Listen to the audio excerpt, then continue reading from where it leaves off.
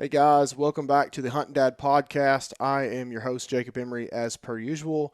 And I'm going to be honest, we're 15 episodes in now, and this is probably the most excited I've been for a conversation.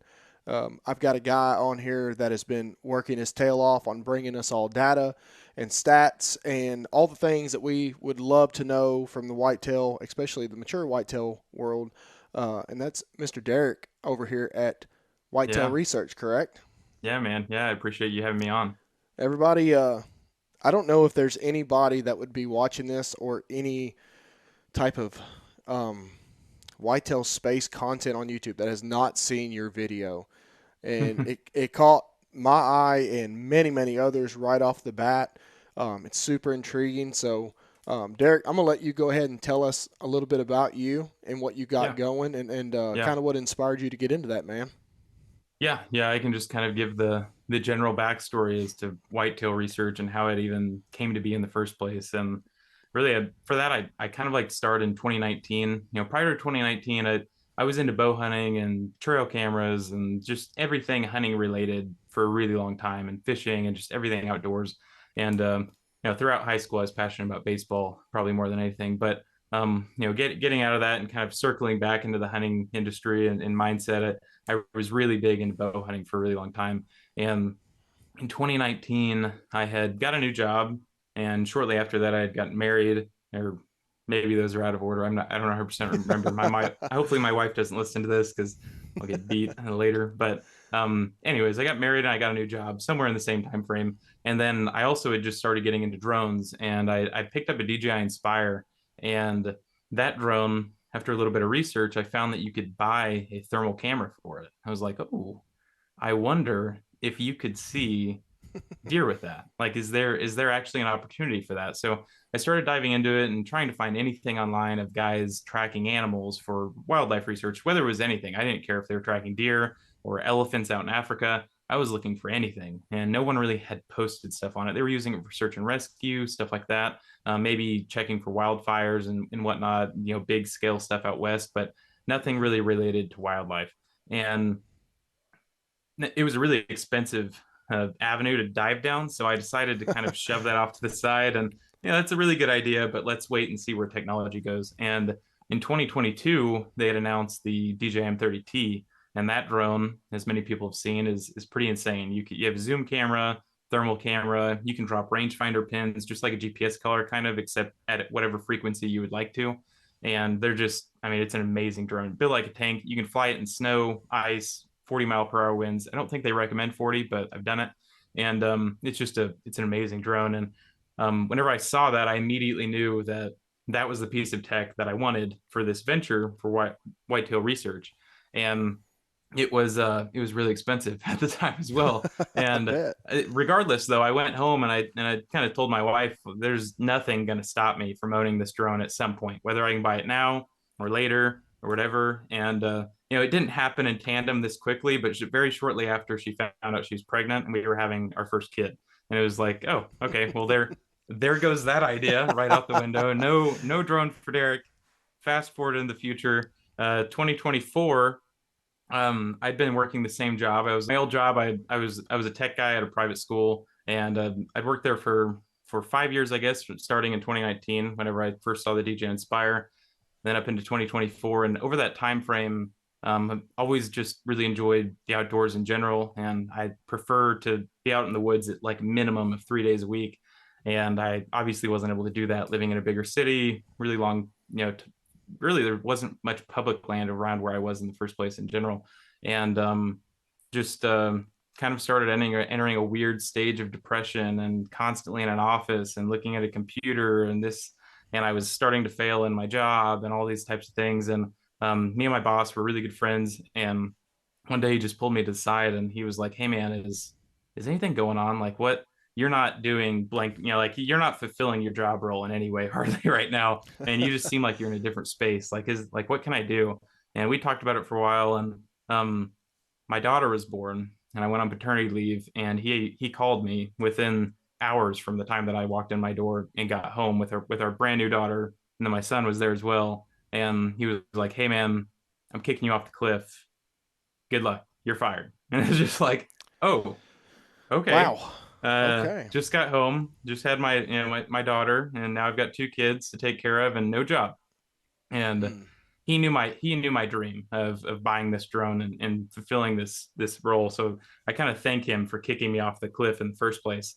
And I think I jumped on the phone call with my dad and I kind of vented to him for a second. And then I walked in the house to my wife and was like, I'm doing it. I'm buying the drone. I just got fired. It's gonna get crazy. And she was just like, wait, like you're actually like buying like you just got fired? Like what? Like rewind a second. And it's like, yeah, no, I'm getting the drone and we are doing this thing. And we're gonna have to move all the way back to my old hometown and this and the other, but like it's happening. And so I ordered it and I bought all the stuff and I bought all the extra stuff and any tech gear. There's a lot of tech equipment that I didn't have in the first place to make content. And yeah, I kind of entered it with the mindset that I was going to track as many mature bucks for as often as I could, as long as I could, and just figure out really the data and everything that I was wanting to collect while I was doing it. And if there was any answers that I wanted to be had, because I mean, really, you could enter it with the mindset of like, well, did deer bed on the leeward side of the ridge? Or do they walk into a headwind and all these kind of basic questions? But until you start watching a mature buck all the time, there's so many questions that can come from just watching one travel route that a mature buck makes and being able to break it down completely and exactly what he did in that moment in time. And it's really hard to formulate the proper questions prior to actually doing that event. And so really I was entering it with the idea, like I said, of just recording as much as I possibly could and just a lump sum of data. And then after the fact, so January 15th, whenever season ended in Missouri, then I kind of slowed down tracking. I tracked all the way into February a little bit, and then I really slowed down a lot. And I started breaking down all of the data that I had collected. And while I was in field, I was taking kind of basic measurements of things, whether it was so like the general basis of it was I would mark a bedding time. So from the time I found the buck in the morning, I would mark that he was bedding, and then I would mark kind of like 25 variables based off of that. And then as soon as he started moving, I would mark that he was moving, kind of time slot, and then 25 variables based off of that. And that's what I was doing in field just all the way throughout the day. So bedding would be an event, moving would be an event, and then anything in between that he did, I would kind of fill that block. And that's what I marked infield. And then after the fact, I went in and I would actually watch all of the video footage that I had. And then I would just pick apart any little fine tuned behavior detail that I saw that maybe I overlooked whenever I was in field. Like the way he's holding his head and the way he's kind of watching his surroundings whenever he's bedding and these little types of behavioral features that in the end they may not play to anything, but I was documenting as many variables as I possibly could and just throwing it into a spreadsheet, which is a ridiculous spreadsheet. But yeah, that's kind of the idea behind it. Man, the videos you put together are so well edited and thought out, and something else, they're hilarious, dude. Like that when you threw the cereal, like I Yeah. about Oh, that was a real throw too. Yeah. I probably threw that thing at like 85 miles per hour into my sink, and my freaking wife came running in like, "What just happened?" And it's like, "I'm Nolan making a video. Ryan. It's got to happen." Yeah. That is so funny, man. They're awesome videos, and if you guys haven't had a chance to watch them, obviously we're going to drop the name of all that stuff later on in the podcast towards the end, and you're going to be able to find these videos. They're so informative, and you're going to learn so much. And I'd be willing to bet at this point, even with you just doing that for one consecutive season, I don't know if there's anybody that's had as much watch time on an actual mature deer as you at this point. You Yeah, know what yeah, I that's mean? actually I read a guy, I think that was in my first video. Some guy made a comment. He was like, I think that you've watched more mature buck activity than anyone ever, or maybe at least just that's alive right now." And I started thinking about it and breaking it down. And like I was looking at some of my family members that have hunted a really long time, and even some people, I think I put it as if you could analyze someone that's killed like 75 Pope and Young bucks and Mm-hmm. kind of break down their seasons. So like season one, maybe he had 13 interactions with this Pope and Young buck, and throughout that time frame, maybe he saw five more mature bucks while he was hunting, and add up the time between each one of these seasons that he had. So say he had 15 to 20 interactions with mature buck per season and multiply that across his lifespan, whatever, then Mm-hmm. you want to kick out how many hours he'd spent actually visually observing mature bucks, not during preseason. I'm not talking in velvet whenever they're out Right. standing in a soybean field. That doesn't count. I'm talking during season, true actual movement, hard antler, like it's time. And there's no way that it's real. I don't want to put the crown on my head as I continue to say, but there's a chance that I've watched more mature buck activity than anyone at the moment, and that is a really cool thought to have. I don't really know that I like it, because then people kind of put me on a pedestal that maybe I should be the expert of mature bucks, but it's like, calm down. Mature bucks are really complicated animals, and there's a lot of guys that have really good information related to that as well. So Well, I'm not sure how many mature deer that I've technically. I mean, I haven't mounted every one of them, but I think I've got like 14 deer that are technically mounted at this point. And it's like I go back mm, and think about the amount of time that I had encounters with them physically, eyes yeah, on, in the moment or whatever, or they got away. And it's like, man, if I add all of it up, I bet you, I, I mean, I bet anything in this world, it's no longer than like 3 or 4 hours, period. yeah, And yeah, and I mean, like, traditionally as a hunter, if you had an experience where you saw a mature buck and you got to watch him for 5 minutes, like that was a 5 minutes. Like, you're going to remember that moment where you watched that mature buck interact with other deer and how he moved and the way he held his head and the way he behaved around other deer. You're going to remember everything about that 5 minutes. And it's just an amazing hunt that you can tell a story off of. And it's like, I've watched one deer for 232 hours, right. one deer, and I've documented over 40 mature bucks on the scale of the how many deer that I've charted. So Right. yeah, there's a lot of hours there. Man, what was it like? I know you said that you were pretty passionate about bow hunting growing up. Kind of Yeah. baseball kind of consumed you during high school, as it does pretty much everybody. And then after that, the burners turned back on. I can't Mm-hmm. imagine setting my bow down for an entire season just for this. But the Yeah. knowledge you're going to gain coming out of it is like it's probably like a great investment. It's almost like the stock market. It's like I'm going to put Yeah. $100 in it now, and I may get 10 grand, next year, whatever. Mm-hmm. But what was that like? Was it hard? Was it easy? Did you Yeah. ever? No, and I don't know that I was passionate about bow hunting since I'd started hunting. I started hunting when I was 6, and it was just kind of like a family. Everybody hunted in my family, so I understand. just go get into it, and we all started rifle hunting and whatnot. And I don't know that I got serious about it until I was like 12, 13, 14, somewhere in that range. And then I started kind of flipping that switch and getting a little more serious. But even then, I was still in high school, and like, I had a really heavy focus on baseball and these types of things. So I still wasn't deep diving it as much as I could have. And then once I got out of high school and kind of into college, and I'd had a surgery and whatnot, then that's whenever everything kind of clicked, and I started turning it on to become a lot more serious and into bow hunting. So there's a lot of guys that have probably been more passionate about bow hunting for a long time, but um, and from that time frame, I started becoming really, really, really serious about it. And then I guess it would have been in 2020 to 2021.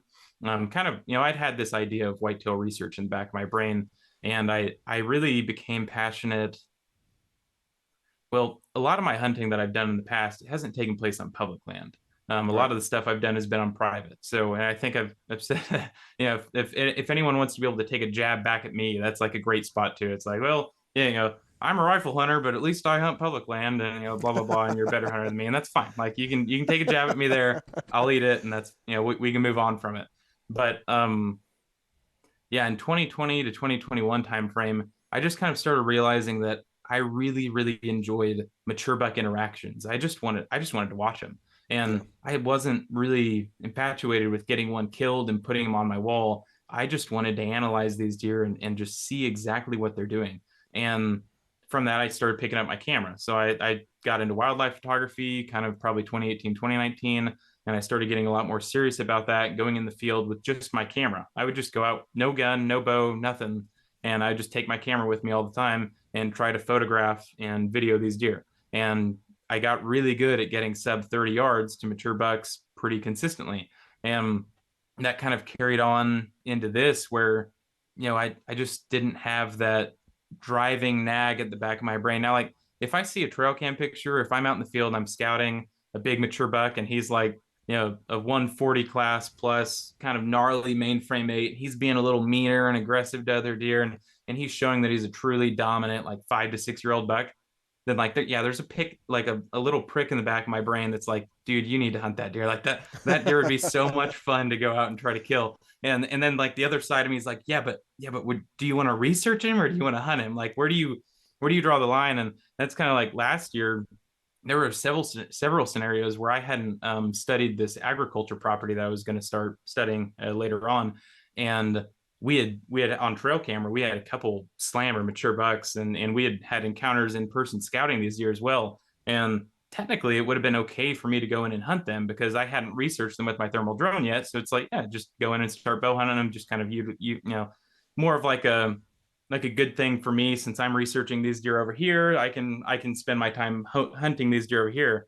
But then it's like, or or I could go in and I could research these deer on ag land, and then I can gain even more data, on a different style of property. So that's what I did. I went in and I researched all these deer, and I even had some scenarios where the my friend that has the property, he went in and hunted on the property, and then I kind of analyzed him from that perspective, which I know is a thing that a lot of people want to see.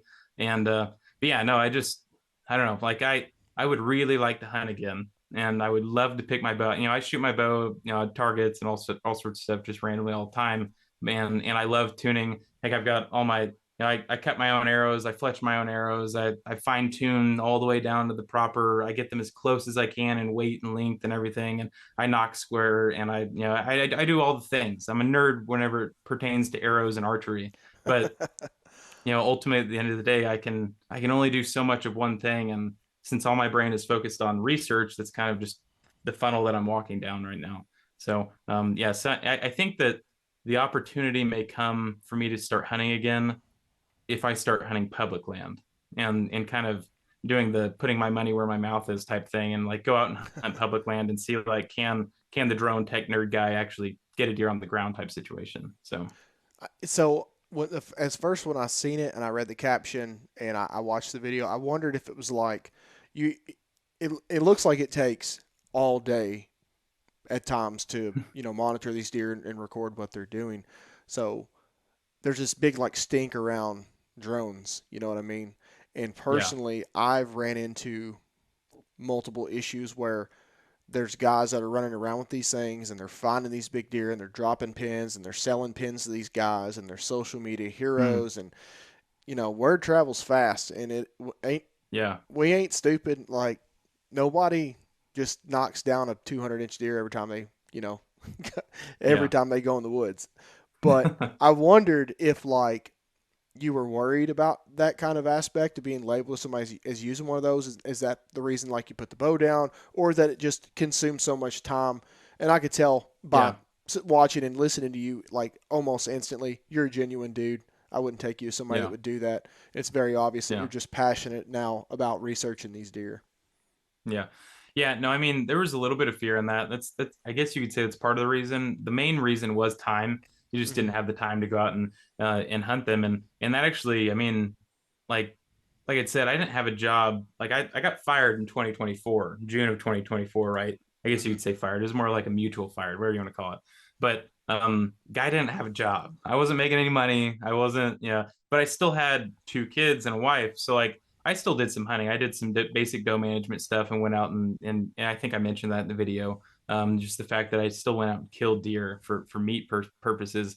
But yeah, ultimately in the terms of being scared as labeled as that, I think that I was a little bit, but my goal was to hopefully find a way to show that there is a good way to use this technology, Mm-hmm. and there's obviously going to be bad people. Like there that Yes. ever since the break of like in the hunting industry, there's been bad people since the early 1960s and even earlier on all the way until now that are trying to take advantage of things, and they should probably just go out and start hunting high fence versus trying to go out and kill a 200 incher on public.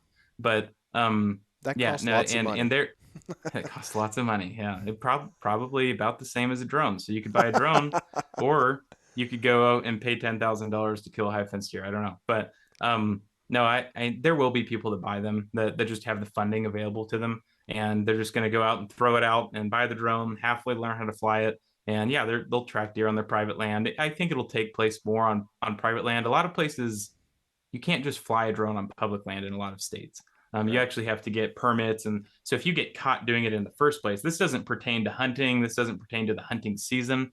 This just pertains to public land in general. You can't just go out and fly drones in most states, in my state at least, on public land without a permit.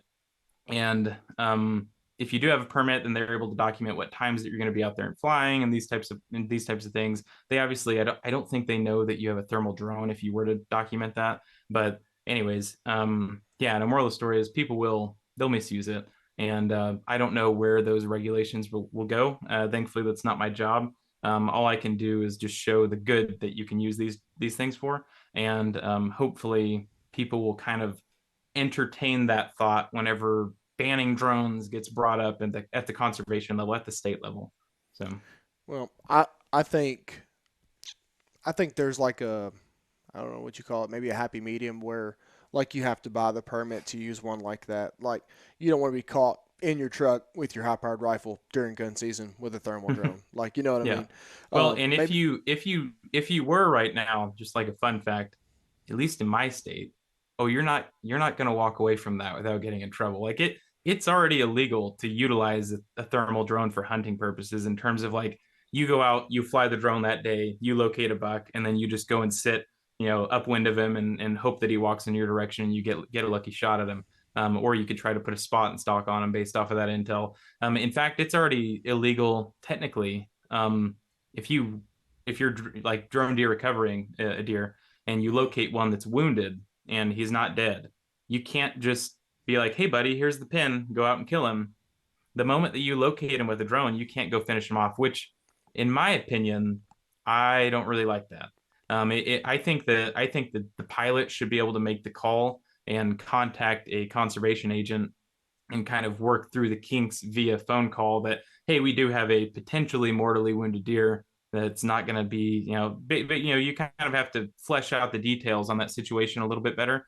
And right. once you get the okay from the conservation agent, then you guys can move in and try to finish the kill. But the reason that has been put in place that it is illegal is so that I think at least is so that basically you can't call me to come out and track your wounded deer, and then I track your farm and you're like, yeah, he's this 180-inch, 6x6 and whatever, and you have 186 180-inch 6x6 on your property wherever you're hunting. So I go out and I track him and I find him and he's bedded, but he looks perfectly fine. And you're like, all right, drop the pin and I'll go finish him off. He's wounded, and then but you never saw him, you never shot him, you never anything. So that's Hmm. kind of the reason I think that's in place. But I think that as time goes on, the recovery side of things can maybe get flexed out a little bit to where an actual wounded deer can be called in to an agency, and then you guys can kind of work that out and then go in and try to finish off that mortally wounded animal versus letting it suffer for 2 days and fight off coyotes. It's just kind of not, I don't really think that's the most ethical thing to do. So I've heard both sides of it, guys that are kind of like anti-drone no matter what, and then you got guys like yeah. me that are like I want to see them used for the right reason, but at the same time it's like I believe that any deer shot, you should have the best chance of recovering that animal, period. One, because Yeah. that's your trophy. You worked real hard for it, and it's not always your fault you make a bad shot. Things just happen. And then Mm-hmm. other times it's like sometimes they just go in places like they're just hard to find. Like my first real big velvet buck I ever killed was a 156-inch deer, and my cam Mm-hmm. kicked off the side of my whatever stand that was when I shot, and the arrow went right through his gut, and he ran in this like freshly cut timber where they left all these treetops, and I was within like 7 or 8 yards of this deer multiple times in a 3 day span in early season. It's hot, it's disgusting. I don't want Yeah. to be out there, and it took vultures for me to find him, and that was gut wrenching. Like I hated that. Yeah. So any Yeah. means of finding your deer would be awesome. You're saving other deer from being shot. So it's not like, Mm-hmm. you go to a one buck state like Kentucky, you shoot a deer, you wound it, you can't find it. Guess what? You can Yeah. still keep hunting. Whereas guy comes in with a drone, finds your deer, you're happy, Yeah. he's happy, state of Kentucky's happy, Yeah. and we move on. But Yeah, yeah, and I think the thing that would have to be careful on it is if you did shoot a deer, like the pilot is going to have to be pretty well trained in terms of being yeah, able to picture how injured that deer actually is, because um like you could have a deer that's shot in the back leg and say he's got a half inch sever through the back section of his leg as he dropped and twisted, dodged, and Now you just ran right through the back of his leg, but now you're kind of running the question: did he hit the artery that runs down the back of his leg, or did he not? Did he nick it? Is the deer going to live? Is the deer going to die? In most cases, it's major arteries. So if he did nick it, you think that He's deer already would dead. die. Yeah. Yeah, he should already be dead. But in some cases, guys might try to twist that to where like, well, there is an artery there, so like there's a chance it's nicked, so he's not going to make it. He might die in 3 days, so we should go in and try to finish him off. So like there's a lot of gray area in that whole side of things, and thankfully I don't do recovery, so that's not my gig. I just fly a thermal drone and watch deer to research them. Yeah. So going forward, man, with this whole project, I'm sure you're continuing to come up with ideas and topics that people are going to want to cover. You may or may not want to discuss those, but one thing I did want to ask is, do you have plans for any public land studies? Hmm. I would like to if I got the opportunity. Okay. Um, I don't think that that is something that I can do on my own means. That makes sense. I think Hmm. that I'm going to have to be involved with a university if I'm going to be able to do something at that level. But I mean, yeah, I haven't pursued it yet though. It's not like they haven't contacted me, but at the same time, I haven't contacted them type thing. Hmm. So I have so much I have so much private land to research at the moment that it just hasn't been a thing that I've pushed for. I have tried to find properties for this season that would be a lot more similar to a public land situation where Yeah. there's like a really high hunter pressure type situation. And I know that's something I haven't really fleshed out well on any of my videos where and maybe it's something I will in the future where at the beginning of the video I'll kind of give a disclaimer as to like what the pressure is like on this property and how many people hunt it and what time frames they hunt in. But for most of the properties that I research, really outside of rifle season, they're not too pressured. You're gonna have a couple hunters that come in and hunt here or there, and then rifle seasons, like whenever everybody is there that could possibly be there, they hunt for a week or a week and a half, and then everything kind of settles back down and tapers off. So that's kind of how it is. But a lot of times, also on these properties, there's utilization of UTVs and ATVs and things like and trucks and whatnot, and the deer are used to those. Yeah. Whereas deer on public land, they might not be used to human pressure that often. Where if you're walking 4 miles deep into the woods and those deer aren't used to seeing human pressure at all, and then all of a sudden one day they have it, and it's like whoa, like kind of a sticker shock type situation. Whereas on this property, really the best way to hunt most private properties is if you can be someone that gets dropped off along that stage. You don't want to be the last person in the trail of the UTV. You want to be someone that just Yeah. kind of, yeah, Yeah. like if UTV is at cabin and then the last person wants to hunt on the furthest south portion of the property, you want to get dropped off somewhere along that line. You don't want to be the last person because if you're the last guy, all the deer are going to hear that UTV shut off, and it's like, oh, there's a human there. Like not going to that location. But if you just get dropped off in that line somewhere, that's one of the greatest things you could do for private land. That's actually one of the next things I kind of wanted to touch on was, I'm thinking the only deer name that I can remember from your one of your videos is Winter, Yeah. and like that property, a couple things stuck out to me was like, well, one thing I had questions about was like, was anybody hunting that property all of that season? And Mm-hmm. there was a portion of it where it just blew me away. Well, maybe it was a food plot, maybe a field of some sort. And I remember you Mm-hmm. mentioning that he may have went in it one time in Yeah. daylight all year long. Yeah. That's And insane. that field, I know for a fact, it was probably hunted 6 times. Okay. And actually, there were other sightings of him prior to that study on different trail cameras, where my cousin had gotten pictures of him coming into the field like into September and maybe into early October, Okay. but that really kind of once October really settled in, and then kind of November, December, and January, then he never walked into the fields in daylight, and that was across the board. It really wasn't even just that field. I was using that one as an example because he walked up to the staging area and he bedded back down, 15 yards off the field edge.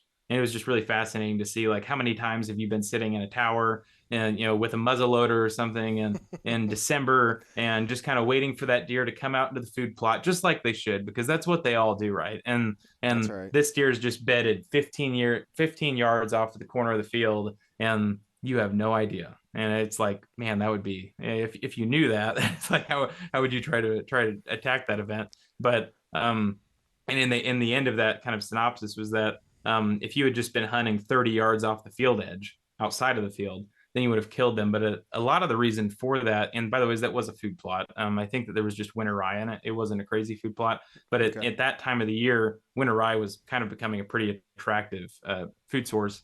But the reason it wasn't the main food source is because we had a crazy acorn crop last season, and that just shifted things altogether. I was hearing across the board from people, not just on that property, but every property that I researched. Like, I don't know where the deer went.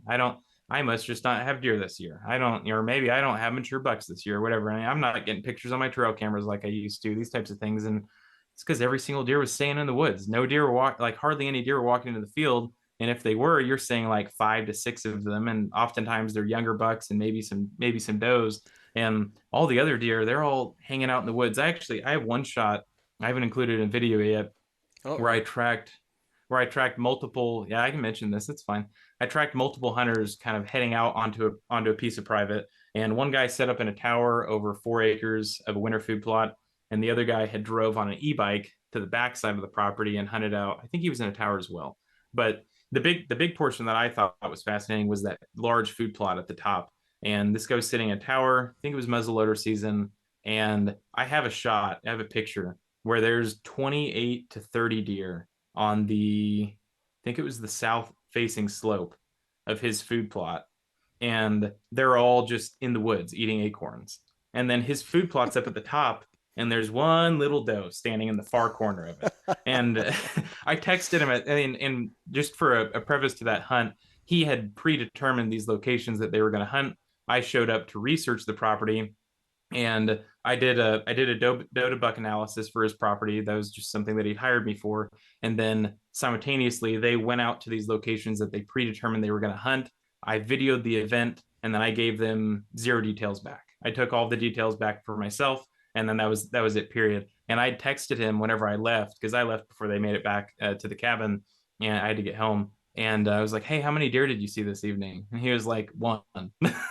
But there were 28 deer, 29 or something, all on the south facing side of that ridge. I mean, they weren't 75 yards from the field, and they were all just browsing acorns right there. And that had been an ongoing thing for them, that they just didn't have deer this season. They're not seeing anything. They can't get a buck to walk in the field, whatever. And it's like, well, there they all are, 75 yards out of your field of view. I mean, it was pretty eye opening. So I'm getting to the point now where I pretty much avoid openings like that, like the plague, unless it's early season. I'm yeah. I'm from Kentucky. I've done a lot of early season hunting. I just got back from Tennessee on the early season velvet hunt. So that's pretty much my field time. Maybe Yeah. outside of like going late season in Iowa or something like that, where corn, standing beans are king, and that's just what they Mm, have to feed on. But I know you yeah. touched on trail cameras in your video, and that is a very intriguing part of it. Do you kind of have like some stats or numbers kind of prepared in your head, maybe wrote down, as far as like how many times like you would get a mature deer on camera versus how many times he was in the area?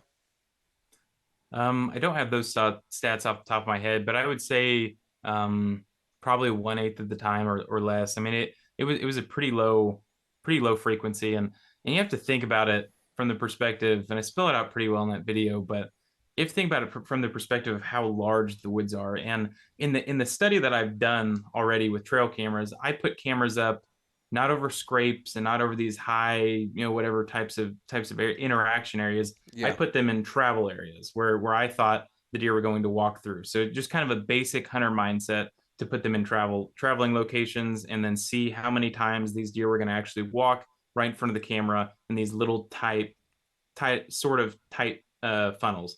And some of those tight funnels were 15 yards wide, and some of those tight funnels were like 120 yards wide. But in the end, the deer had to walk in these particular directions, and I was just kind of basing it off of old history and new stuff that I'd seen with the drone. That these are the areas I think these deer are going to probably walk by. And then for the study, we had the 5 cameras, and I flew the drone, and I could generally see all 5 cameras at one time. If you had a good day, you could easily spot all the hot spots for where all the deer were walking. And then I would document every time that they walked within, I think it was like 30 yards or something of the camera. And that would be a 360 degrees of the camera, so not just the field of Right. view of the camera, but they just walked within the vicinity of the camera. I would document that event. And yeah, no, I mean, my biggest thing for people on trail cameras, they just don't. I mean, you can use them for from this perspective. You can use them to get a picture of a mature buck, and whenever you get one, mentally document that as the fact that okay, you have a mature buck living in this area, but don't mentally document that as I need to be hunting in this particular area that I got a picture of him from, and I need to be like hyper focusing on that particular time of day and event. Just basically take it for from the basic standpoint of what it is, at the fact that there is a mature buck in this area. Period. That's all, and then back out with all the other information that you know as a hunter in that area and the hunting sign that you've documented and whatnot, and then hunt based off of that, not your trail camera picture. Because there are many times that he has walked past that camera and the camera did not pick it up. I don't care what camera it is. I don't care how good the camera it is. I don't care if you have it over a scrape. There are a lot of times where he's going to walk past that camera and it's not going to document it. And had he walked in front of your camera and you're hunting based off of camera intel, then you would have attempted to use that in kind of your hunter instincts mentality and placing that towards it. And that kind of leans into where my biggest issue with trail cameras are in the fact that it controls your really mainly cell cams, in the fact that they control your mentality as a hunter, and they really kind of take control sometimes some people of their personal life, and the fact that they're waiting and craving those trail camera pictures whenever they wake up out of bed in the morning. They just have to open their phone and look at them. And based off of what you see in the morning, that might kind of set off your mood for the rest of that day. It's like, well, yeah, he didn't show back up on this camera, and I really expected him to. And it's like, yeah, but he probably walked 20 yards behind it. Like, Hmm.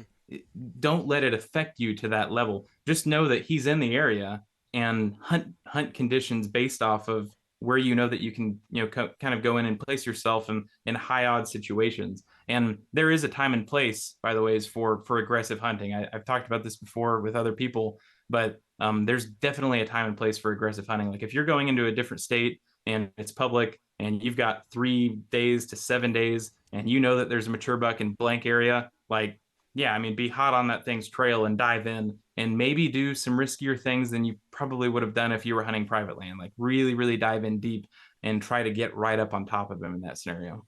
Yeah. And I can personally attest for the whole, man, you said an eighth of the time, correct? Yeah, yeah, and Roughly I what you're mean, guessing? it Oh, yeah. probably an eighth of the time. Yeah, I don't remember the stats from that video, honestly. I I typed them uh, out and then, I had a buddy that had a Moultrie that he had a deer that we were both kind of targeting on our public that we kind of tackled together. And I went out to hunt that location. It was over a scrape, and I wanted to hunt somewhere around 50 yards downwind of it that day, just hoping to catch one kind of cruising just south of it, something of that nature. And I remember him texting me, and he had texted me at like 10 o'clock in the morning. This was like early November, and said, "Man, it's slow morning, ain't it?" And he had one like young buck come and hit the scrape, and by that point I had seen like 16, 15 deer or something of that nature, like all within yeah. bow range of me, and even a mature Hmm. deer that I did not get a shot at.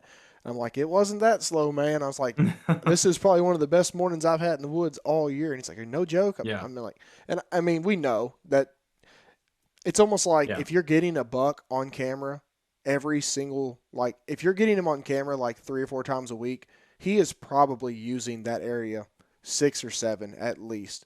yeah, He just may yeah. not be walking right in front of it. I can't tell you how many times I've set a camera on a tree, and it probably looks so stupid, and somebody probably thinks I'm an idiot, but I'll have a camera facing one way on a tree, and the exact same strap, I'll have another one on the backside. I have a setup like that right now because So I'm you're like trying one of to those memes. Yeah, I'm trying yeah. to determine how he's J hooking into this area.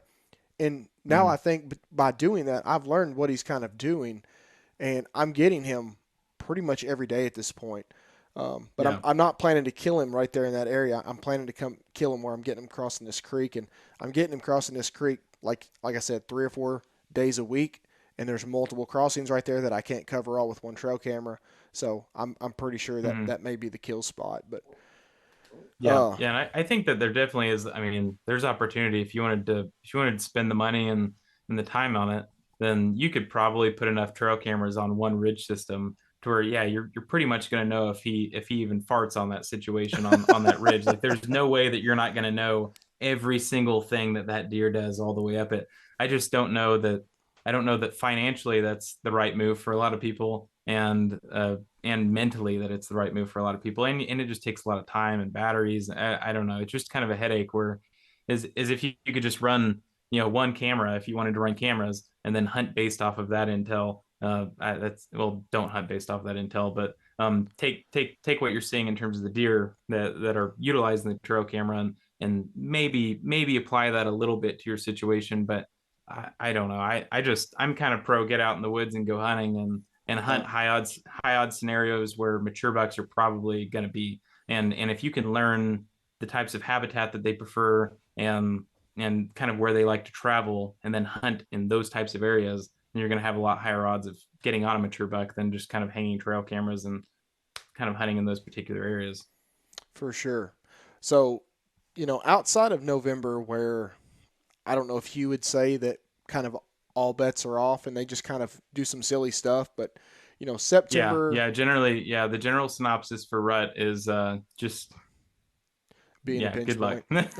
Yeah, that, yeah, just go hunt somewhere that's a high odds scenario that you're not going to be detected. Be out in the woods. It's kind of the, yeah, just be out there, and as consistently as you can be, because 70 to 80% of the does are going to go into estrus on peak rut, whatever your peak rut is for your area. For me, it's supposedly November 10th to 20th, but it can shift, all the way up to like November 1st, November 2nd. I've seen, kind of that really heavy peak rut type activity take place. And then it can shift all the way back out to like November 25th in some scenarios. But somewhere within that time frame, most of your does are going to go into estrus, and then they'll Hmm. kind of recycle the ones that don't get bred, and then you're going to have the late fawns that are going to come in, or the early fawns that are going to come into estrus kind of in the December time frame, and then you're going to have those does that didn't get bred in November go back into estrus and in late December, and it's just like this. There's a really long flow of where the rut can occur, and say you only hunt 2 days out of the week during this kind of peak rut time frame, and you don't see your buck, and your buck doesn't appear on trail camera ever. He's probably kind of locked down with quite a few does in a particular area, and he's just not moving more than 50 yards, to 100 yards. And finding ways to realize that, and it's like, all bets aren't off in this scenario. You probably need to hunt more. And I know for some people that's not it's not a good answer. You need to be out there more during the rut, but the more days that you can be just in high odds situations in the rut, even if you're sitting out there and you're seeing absolutely nothing. In fact, I think for every day that you sit out on the rut in a high odds situation where you know that you're not being detected, where you don't see anything, that just ups your odds for the next day that much more. And eventually you're going to kind of peak out where, yeah, something's going to walk in front of you. There's just, it's really hard to not have something walk in front of you in that type of situation, unless you're just hunting in an area that has extremely low deer density and Yeah. beyond pressure.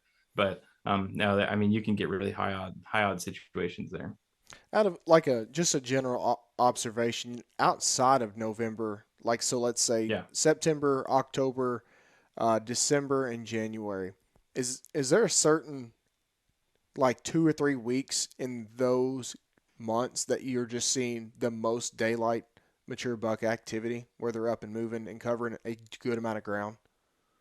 Yeah, I mean, it'd be pretty hard to just pin it to 2 to 3 weeks, because I think that that's such a variable topic. It's going to change year by year, just kind of like how peak rut changes year by year.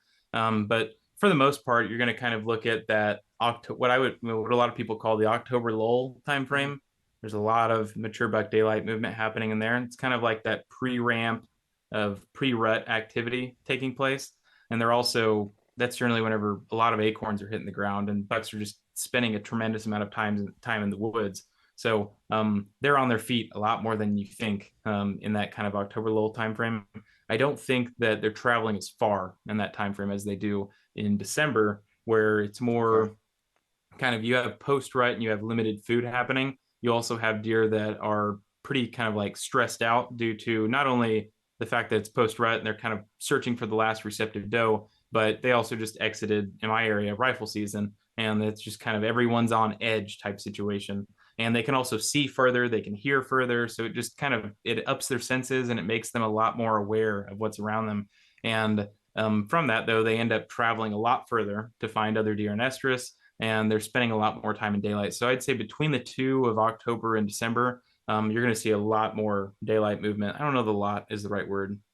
You're going to see a lot further movement in that December timeframe, purely based off the fact that limited amounts of does are going to continue to be in estrus in that time frame, and they're going to be stretching out their morning treks and really lengthening it out pretty far, traveling a mile to a mile and a half in a lot of cases from what I've seen.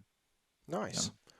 Yeah, yeah, so October's kind of been my nemesis. I've killed a few decent bucks in that time frame, and it's just yeah, because like we have so many, and I'm sure it's the same way for you. We have so many like food sources as far as acorns, persimmons, and things like that are dropping in October, and sometimes it can be kind of hard to key in on one specific buck. But I've always heard that yeah. targeting a specific buck, the best time to kill that deer is in October, probably that October 15th to October 31st time range. And at that point, he's chasing girls, he's getting shot at by guys with rifles, and then Mm-hmm. if he's pressured too much, he doesn't move a whole lot during December, and if he does, he's very careful about it. So, like in October, is there like a specific like kind of habitat that you've observed these deer using the most? And Mm-hmm. speaking of acorn trees, like following that up, I kind of want your topic or your thoughts on when there is a hot tree, how many days is that deer hitting that tree consecutively, or are you even seeing that happen?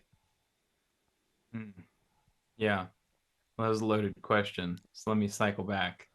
In terms of primary utilization locations that I've seen, kind of in that October timeframe, one of the things that I've noticed is if you have a terrain feature where, and it doesn't always have to be this, but a depression in the terrain. So if you just kind of have standard terrain and there's kind of a ridge system running and just all normal stuff, and then there's all of a sudden this kind of large depression in the terrain, and it's kind of serving as a bowl. It's not a bowl where a bowl kind of connected to a ridge system. It's just a large depression where it's allowing a lot of water and everything to collect into that area. And if you look really hard on topo at those depressions, you'll notice that the trees oftentimes, whenever that photo is taken for that topographical, whatever, they're a lot greener than the trees around them. And that's due to their ability to collect Oh, water and then retain chlorophyll in their leaves. And then they're able to produce higher quantities potentially of acorns in that instance. But the biggest thing is that they're going to keep that location significantly cooler.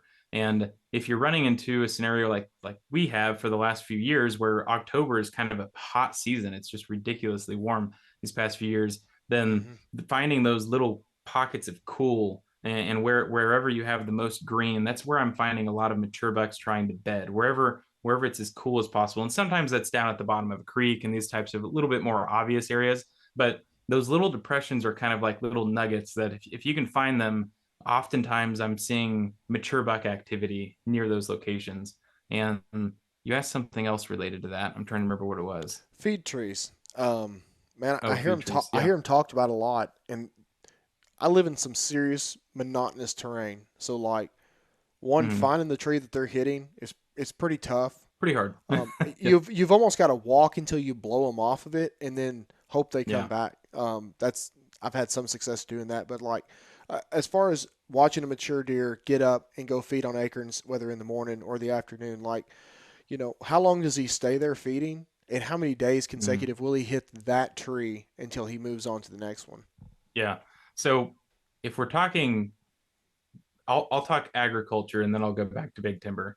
If I'm you're ready. kind of hunting in an ag setting and you have maybe some slopey ridges around you that are really low terrain and whatnot, and you have a random oak tree, it's just kind of out on the corner of a field, and maybe it's butted up near a wood edge or whatever. Um, Finding those trees can be extremely valuable because those trees oftentimes, well, they're not competing with anything else around them. They're just solo oak trees hanging out in the middle of a field or kind of near on the corner of a field. And those trees are going to put on a mass amount of acorns, probably more than these other trees that are competing with high canopies. And they're also going to drop a little bit sooner in most cases. And I have seen deer. That's kind of why I focused on this topic a little bit before going to hill country. I have seen deer hyper focus on one tree in that type of setting where you might have really mature timber and then you just have this kind of field opening, and it could be it could be anything, CRP or whatever.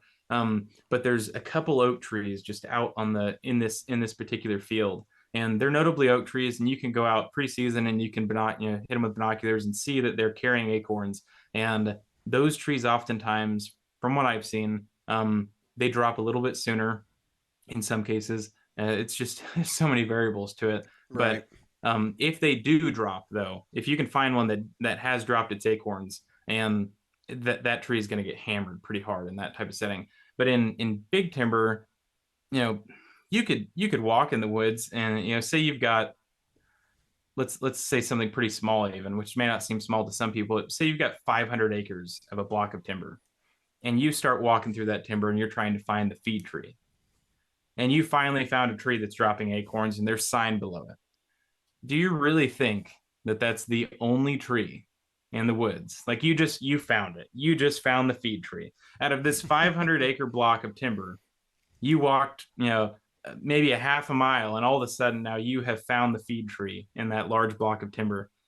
Pretty unlikely. There's probably more than one feed tree happening. And I have not seen a high concentration for multiple days in a row on one particular tree yet.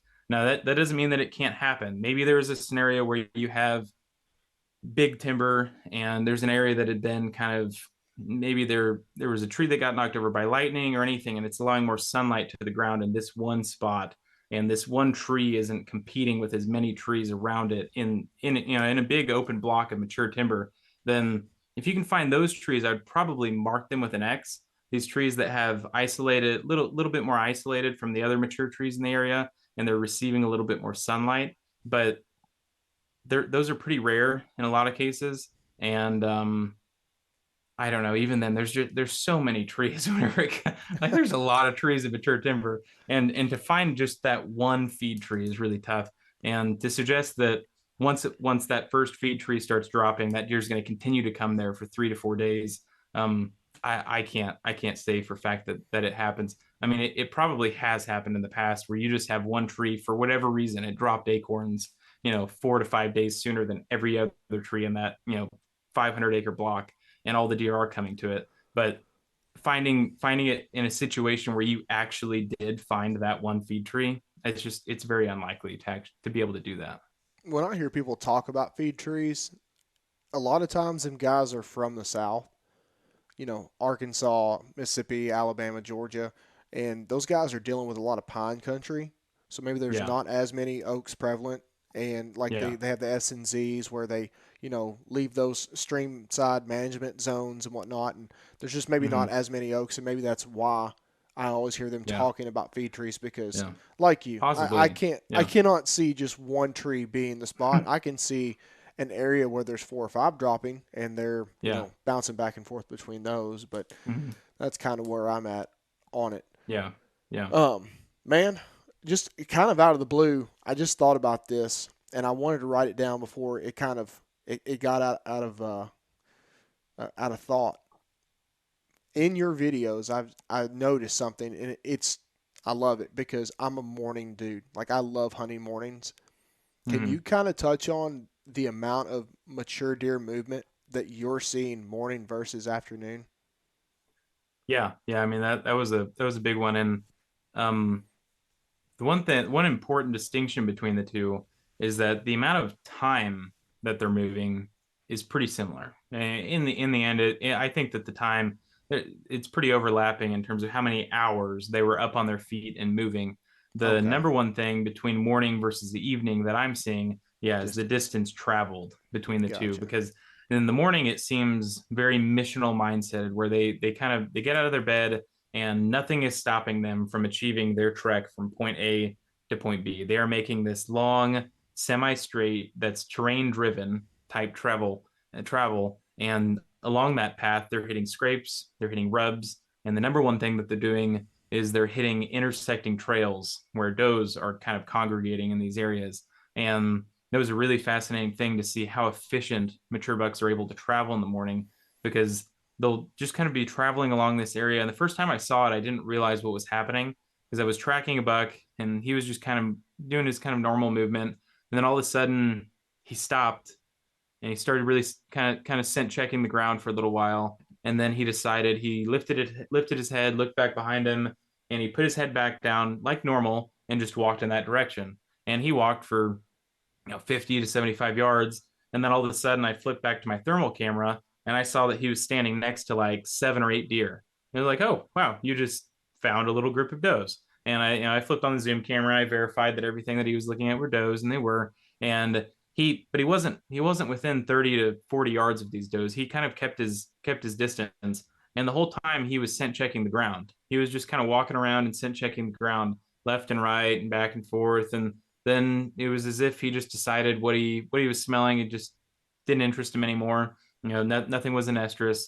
And he lifted his head, kind of looked around, and then walked straight back to the trail where he was initially traveling on, and then continued his trek from there on. And I saw that a lot, where a buck is on this kind of trail that he's walked before, and then all of a sudden he intersects a travel corridor for where does are moving, and he picks up something that interests him, and he will kind of just walk off of his main trail and get as close as he can, 30, 40 yards or 50 yards in some cases, from these does, and just scent check the ground and scent check it pretty hard. And then he'll turn around and walk back onto his travel course or travel route and just continue it as if nothing happened. And it's, I liken it to the idea of, if you were in a hunting scenario and you're rattling, or maybe you throw a grunt call or something at a buck that was moving by, and you see that he was clearly doing something, and he just blatantly ignored you in that scenario. And then he ends up circling back and coming right back to you. I think in a scenario where you had that, say you rattled the deer in and he walked right back to you, if you didn't shoot him, he would probably circle right back around and walk right back to his trail and continue that travel that he was doing in the first place. So just kind of an interesting thing. But yeah, ultimately, the morning time, they're moving just significantly further, which in my opinion makes them a lot more easy to hunt in the morning time than the evening. Because in the evening, oftentimes they're kind of hanging around staging areas and these types of areas where there's a lot more deer congregated in an area, and that makes it harder for you as a hunter to be able to get onto this deer and not be busted by the 50 eyes that are standing around watching you, or 50 noses that are kind of walking around trying to pick up your scent. And not that that's exactly what they're doing, but and then versus in the morning, where he's walking that long semi-straight line and opening himself up to a lot of opportunity along that trek, where you can position yourself. I mean, in theory, if you knew and you had the drone shot, obviously, then you could try to position yourself in these perfect locations. But that's kind of what I'm trying to teach, is to where you can put yourself in these high odd situations and pick one off in this really long travel morning missional movement that he's doing. Do you attribute the longer movements in the morning maybe to the more long drawn out thermal swap than the afternoon, because it seems like it Yeah, takes the terrain longer to heat up than it does to just cool yeah. off in the afternoon.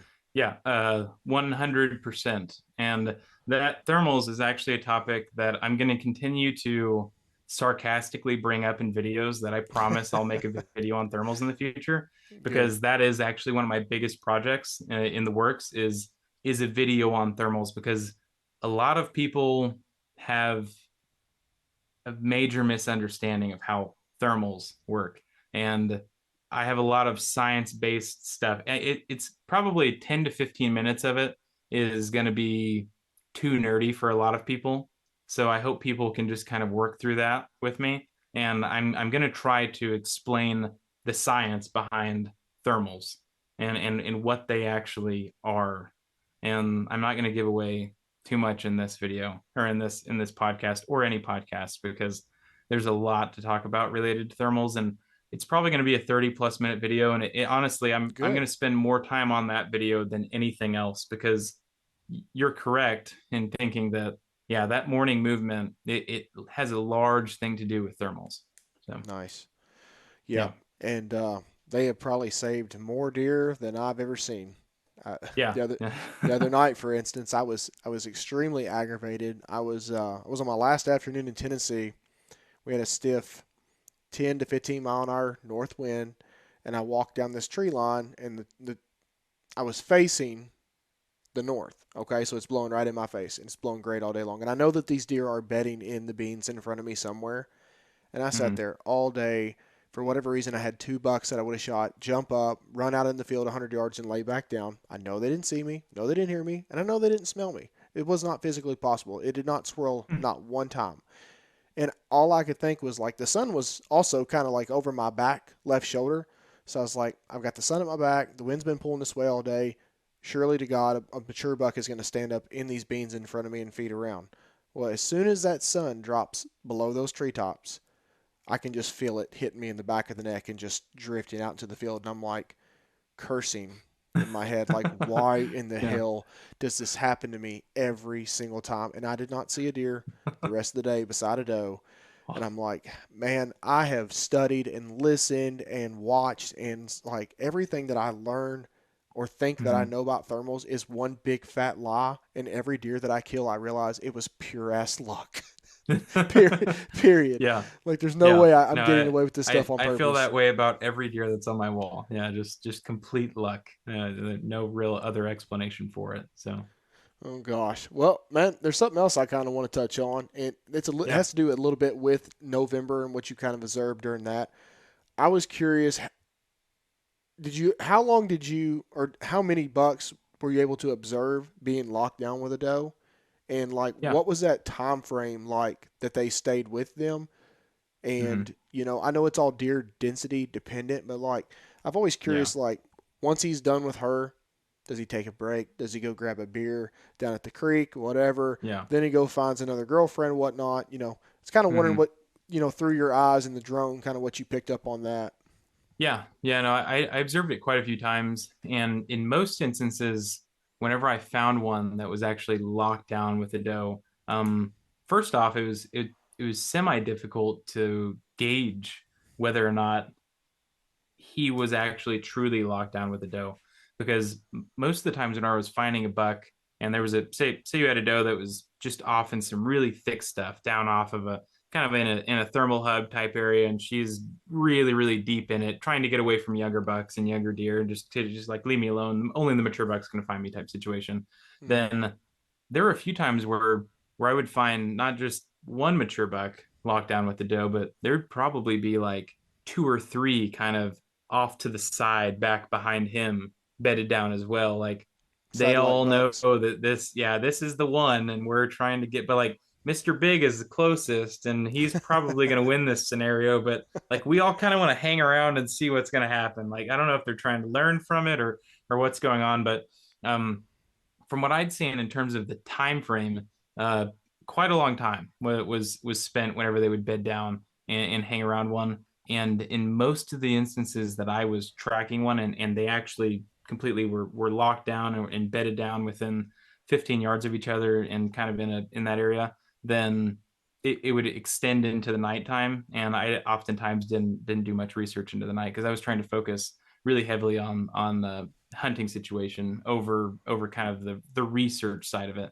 So that is something that I would like to dive into more, from a research perspective, to understand the correct time frame that they spend with a doe whenever they're locked down, and then Mm-hmm. whenever they move on from that, and how quickly they're able to jump from doe to doe to doe to doe, and then what that opportunity of window is in between each one of those.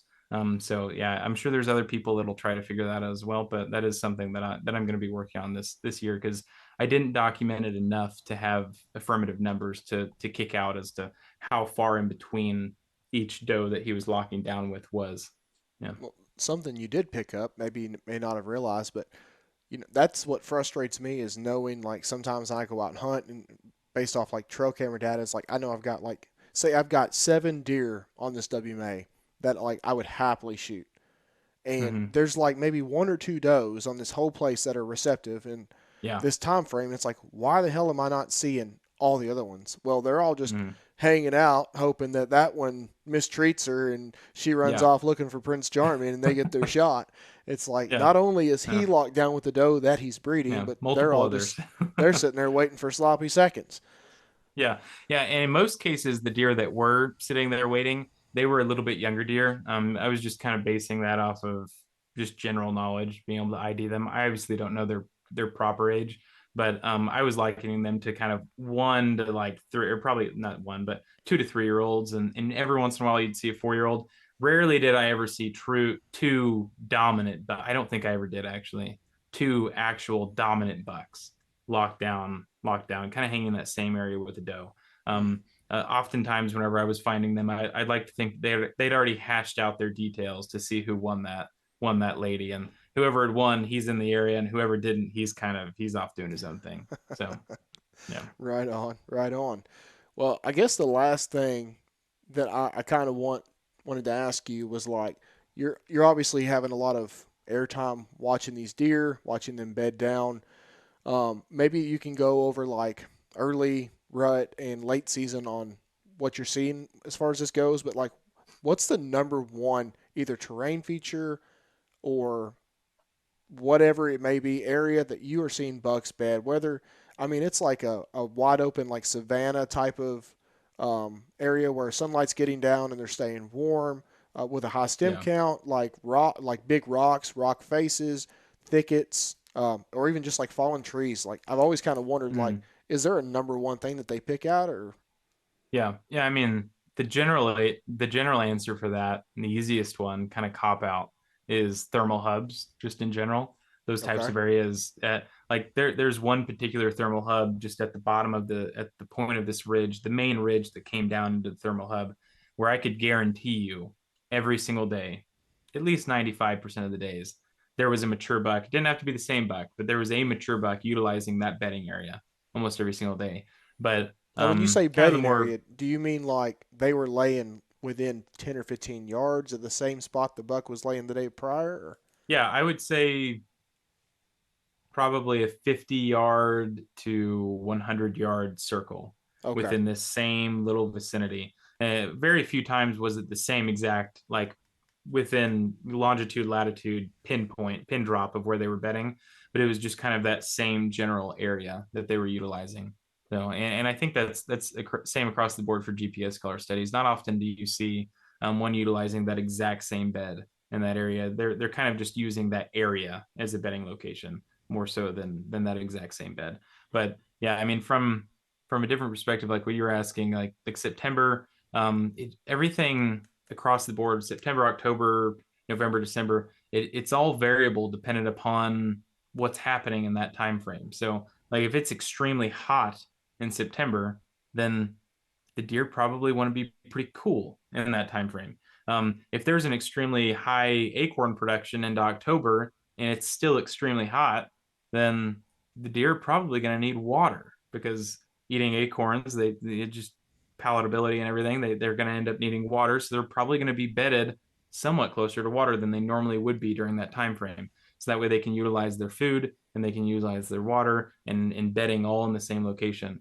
And then come rut time frame, they're going to be bedding in areas that allows them to travel the most efficiently across that time frame because really during the rut they're trying to bed as limited as they possibly can because they want to be on their feet as much as they possibly can so they can go out and find receptive does all day long every single day. So whenever they're bedding along that extremely efficient travel route that they're utilizing, which is oftentimes found in habitat transitions and saddles and those types of things.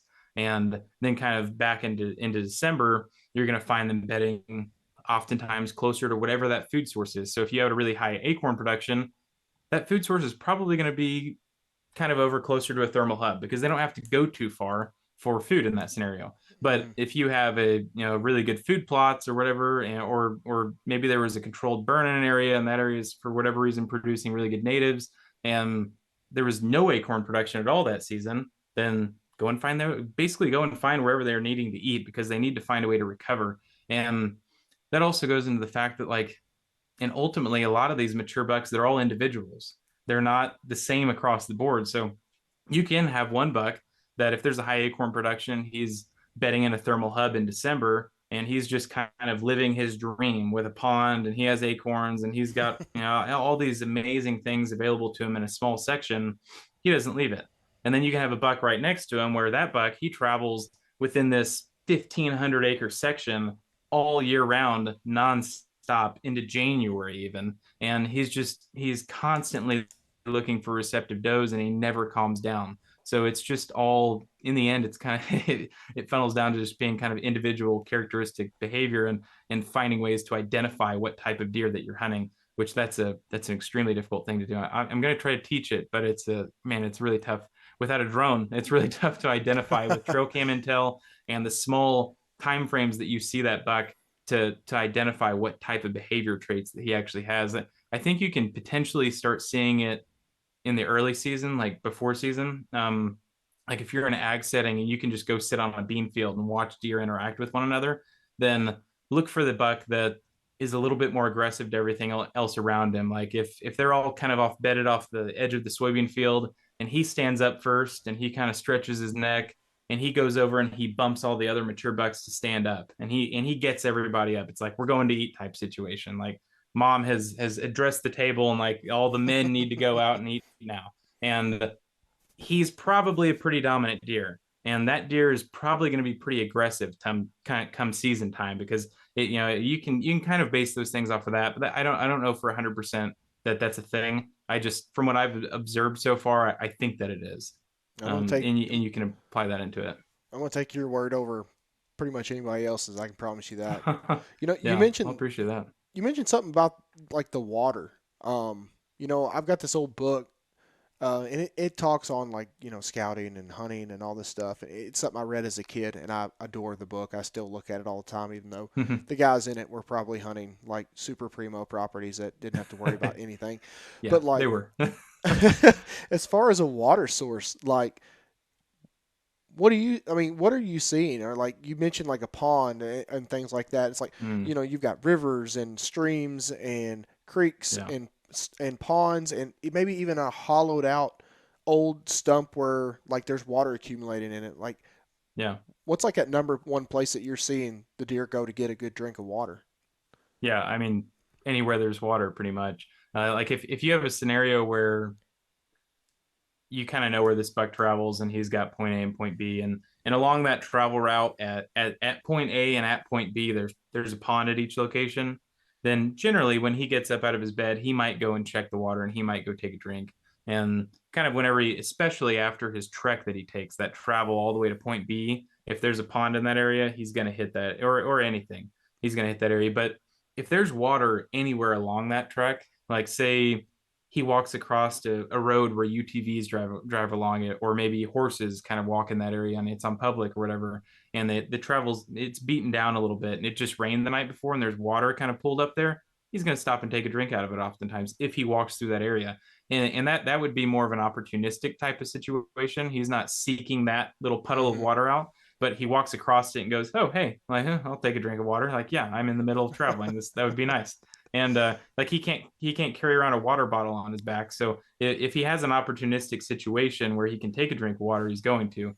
And then whenever he makes it to point B, then kind of based off of how thirsty he still is, and he can go out. And I would assume oftentimes they'll probably go and get a drink. But in terms of breaking it down from what I've seen them hit the most, whether it's a pond or a creek or a spring or a river or whatever, I don't really have an answer on that. I mean, I can tell you that they hit water pretty frequently, a lot more frequently than you think, but there's also a lot more water sources oftentimes than people think as well. Like right now, with a drought kind of happening in my area, there's not many water sources available. So you can use that to your advantage in the fact that, okay, acorns are going to be here soon and there's a drought. And I know where the water sources are and they Mm-hmm. have to hit those water sources at some point. So you can kind of maybe play that into your strategy a little bit. But if it rains tomorrow and there's water everywhere all of a sudden, and it's filled kind of all those little tiny areas where it can puddle up, then now it's opportunistic and they can drink anywhere along their trek. And those ponds might not be as viable in that time frame. So maybe that Yeah. helps. The only reason I ask is I can't tell you how many trail camera sets that I put over this gorgeous looking pond in the middle of a national forest, and I'm like, I'm gonna have every big deer that ever needed some H2O, and it Right will be here. the driest camera, period. And it's like, wow, why am I Yeah. not getting him here? It'd be the heat of the Yeah. summer, and it's like, I could never understand. But man, we can kind of wind this thing down, and there's maybe one or two more things I wanted you to touch on. One being, I was hoping you could kind of tell the story of the buck that you kind of had a peek at last year that the coyotes were kind of harassing, Oh yeah. Yeah. and That was maybe the most surprising thing that you've learned from your research so far. okay. Yeah, the coyote story, that was one. Last year I did do a little bit of deer recovery just from people that knew me and type things. I advertised it a little bit on Facebook locally, but I think in the end I probably took 9 or 10 jobs because there were some scenarios where people had reached out to me and it was just like, no, sorry, I'm out here researching, I can't leave. But there, I did get out a few times, and one of those times, this woman had gut shot a buck, and it may have been liver. I don't remember exactly. It was kind of hard to tell after the fact, but and I had tracked it and found it within, I don't know, 45 minutes to an hour, and it had ran 500 yards across the road and then kind of bedded up in some thick stuff. And I'd watched it for a few hours, and it was obviously alive. And there's a fly trying to get me. It was obviously alive, and it was doing pretty well, but it looked sick. It kind of had its legs sprawled out a little bit, and it was relieving pressure kind of off of its midsection some. And you knew that it had a problem. I just didn't know that it was mortally wounded yet. So I was trying to watch it pretty hard, and I don't know, a few hours had passed, and he decided that he was going to get up and walk 100 to 150 yards up to a little creek that was running. It had rained pretty hard through those last, kind of like we just talked about the water. He had available water just to the north of him purely because of the rain that had come through. And he walked 100, 150 yards up, started taking a drink, and he actually walked in. He stood in the water. And while he was standing in the water, I flipped back to my thermal camera, and I was just sitting there watching it, waiting for him to make another movement because he was standing and he looked like he was doing pretty fine. And I saw two hot spots come in at the top portion of my screen. It was like, oh, that's interesting. I don't know what those are. So I flipped on my camera, and hey, you have fly problems too. I flipped on my camera, and they were coyotes. And the first of the two coyotes had moved in and came, I don't know, 5 to 8 yards off from him to his left, and was kind of checking him out while he was standing in the water. And then all of a sudden, while I had the zoom camera on him, it lunged, and it made a complete kind of bluff charge run lunge at the deer. And he lowered his head and pinned his ears back and twisted in the water.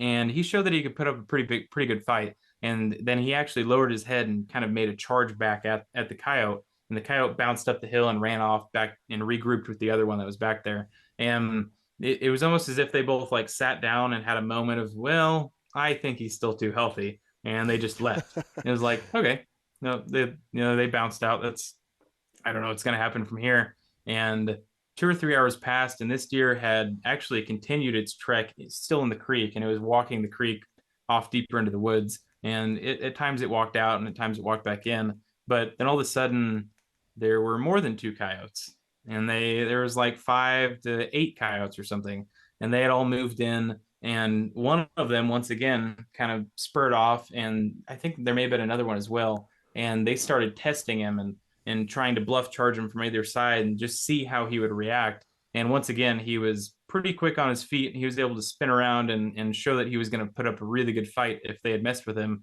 And they backed out again, and they regrouped with the other coyotes, and they left. And at that time, it was pretty late at night, and I had my wife and my kid with me, and we were just out on I took them, our wife and 2 kids with me. I took them pretty much everywhere with me at the time. And we decided to go home because it was like 1 a.m. or something. And versus staying the night at these people's houses, like, oh, we probably should go home and we can come back and see what this deer's up to in the morning. But had I known what was going to happen, I would have just told my wife and kids to go into this guy's house and, like, you're just find a couch, go to sleep. Like, we are staying and we are watching this event. We're not going home. And I hit myself all the time for going home. But whenever I came back the next morning, really early, like 6:30 or something, and I flew up, went over to the area where I'd last seen the buck, and he wasn't 50 yards further down the creek, and he was dead, and the back half of him had been ripped apart, and there were no coyotes there though, but there were like 15 deer within a 100-yard circle of this buck laying dead in the creek. And it could be due to curiosity. They had just seen that, they're kind of the big mature buck in the area had died, because he was the big mature dominant buck in that area, that he had died, and they're all coming in to kind of be curious. But the thing that I found fascinating was that he had barely been eaten on. He had been ripped open, but all of his intestines were still there, and his rear hams hadn't been torn on. And I found it hard to believe that the coyotes would have successfully killed him and not feeded on him at all. And the theory Right. that I've come up with off of it, and I hope someday somebody can record this event and either prove me wrong or prove me correct, and maybe I'll record it someday. But is I think those deer potentially tried to fight the coyotes off and shove them out of that area. And obviously, the coyotes will come back later on in the future and probably finish him off if we hadn't gone and collected him. But I think that they came in and kind of united and fought the coyotes off of that scenario, because I just couldn't believe that deer hadn't been torn up more than he was. Right. But I have no idea. That is just yeah. That that's really neat. I could jump on board with that. I can see him harassing. Yeah, yeah. Definitely see him harassing the coyotes to a point where they didn't want to fool around too much. But Yeah, they just kind of bounced out. I don't know that it's true. In the end, I mean, maybe the coyotes weren't hungry and they'd killed what they wanted to kill, and they went back to regroup. And the deer were just curious, because you've seen it before. A lot of people have, where you kill a deer, or, you shoot a doe or whatever, and they drop on the corner of the field, and then another deer walks in and they see the deer dead on the corner of the field, and versus bumping and running away, they just kind of walk up and they nose it around, and they're a little bit curious, and then they just go right back to feeding in the food plot, like, oh, okay, you died. Like, it suck, wasn't. So I don't know sucks that. Yeah, sucks to suck. yeah, yeah. Sucks, but I'm gonna be eating in this food plot now. So That's yeah, right. So, what's the most surprising either piece of data or thing that you've learned so far in your adventures of doing this? yeah. Excluding the utilization of thermals, because I'm not going to talk about it, but that is probably the number one.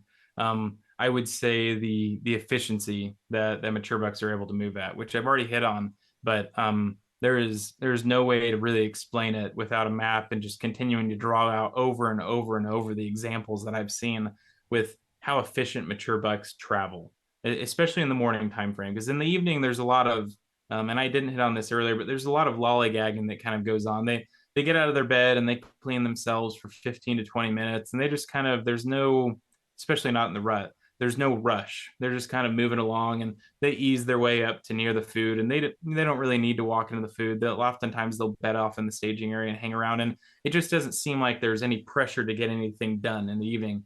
Whereas the morning, they're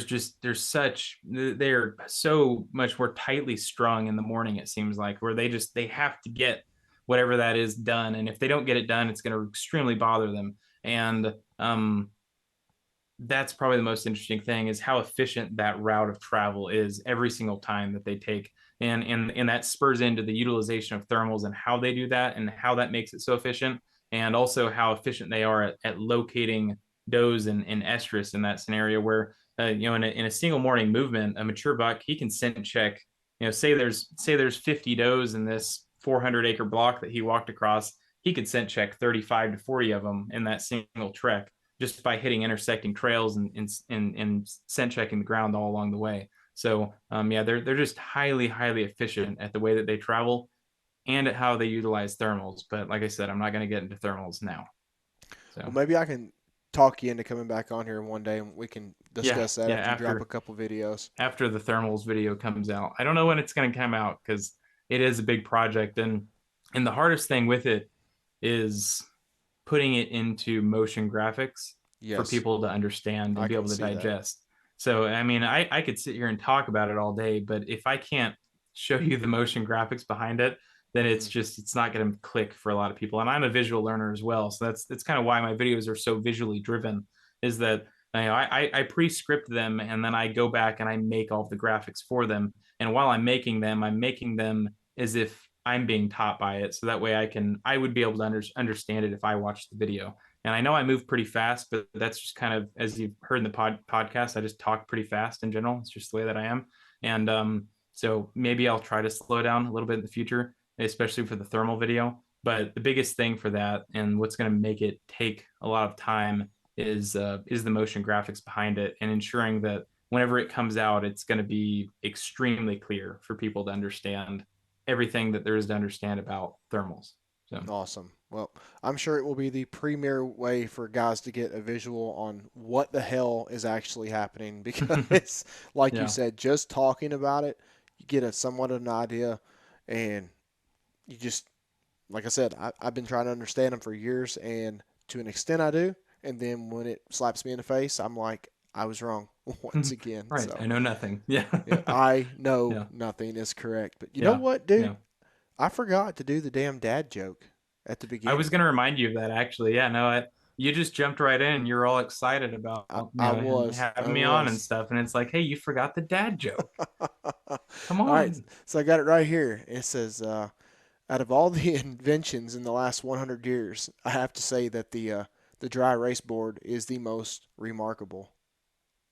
That's a pretty good one. I It's, think it's that would be not my wife approved. So that means it's good. That's a good one. you Yeah. can't even make my wife laugh. She's oh god, Yeah. unlaughable. Anyways, Derek, tell everybody where they can find your stuff and Yeah. yeah, Yeah, no, Whitetail Research. Just type in Whitetail Research on YouTube, and that's kind of my main platform right now that I'm operating on is YouTube. Um, at some point, I'll start ramping up kind of the Instagram side of things because I am a wildlife photographer as well. So there's going to be some photography on there and maybe other content, disc things, just kind of what I'm doing. Maybe little bit more of like live type stuff as to what I'm doing. Whereas on YouTube, I'm kind of talking about things that have happened in the past. There might be some photos and stuff in the future of what I'm doing, like live time frame, whether it's going out and doing habitat management or whatever, and then also a lot of kind of summer scouting type photos and whatnot. So yeah, YouTube Whitetail Research, and then same thing for Instagram Whitetail Research.